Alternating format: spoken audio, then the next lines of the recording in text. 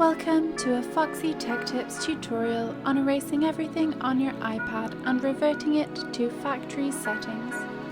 If you find this tutorial helpful, please consider subscribing to my channel and liking the video. To completely wipe your iPad, open up the Settings app.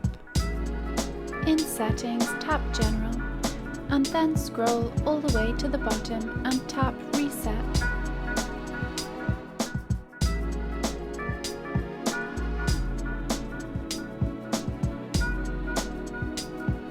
In Reset, select Erase all content and settings.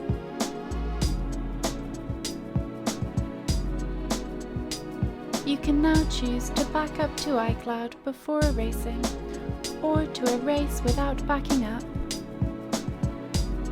The factory reset process will then start, and you will have to set up the iPad like new or restore from a backup to use it. And that draws an end to this tutorial. Please like the video if you found it helpful and subscribe to Foxy Tech Tips for more iPad tips and tricks.